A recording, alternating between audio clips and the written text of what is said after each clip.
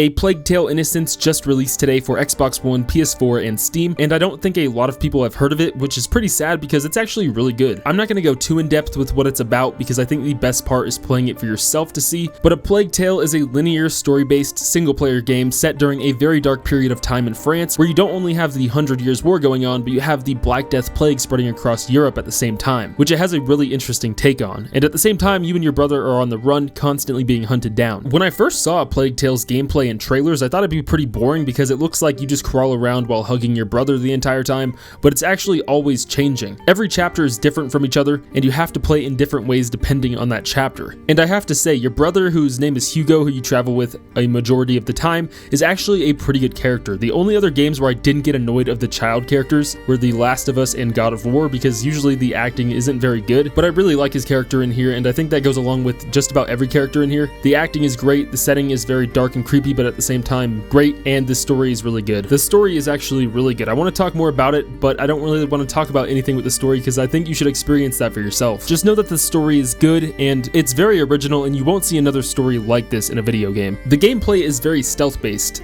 The majority of the time you'll be sneaking around with your brother or with somebody else or just solo by yourself, and your main weapon, which I believe was called a sling, will be what you use for combat. You don't need to use it for combat a whole lot because you can get through the majority of the game without really getting into a fight. I mean, you do have to use it sometimes, and you could make the choice to use it all the time, but you could get through a good portion of the game without getting into much combat. You could take the route of taking down every enemy you see, since it does one-shot enemies in the head if they don't have a helmet, but getting into a lot of combat would make the game pretty difficult since enemies also one-shot you. You'll also use your sling for multiple other things to help you get through the chapter, and you're constantly being given different things to do with it. Rats are scared of light, and that's your biggest defense against them, so some of the things that you can use in your sling create or extinguish fire to help create a path through the rats. There's a bunch of different types of ammo that help you do different things, as well as upgrades that you can get for it, along with upgrades to your stealth and carry capacity and stuff like that. The graphics are great. Sometimes the textures are like a little off, but most of the time it looks really good and really crisp. The lighting looks really great. I really like the lighting in here, especially when you have like light shining through a window or something like that. It looks really good and actually realistic. Now, the soundtrack is really good. It's actually incredible sometimes.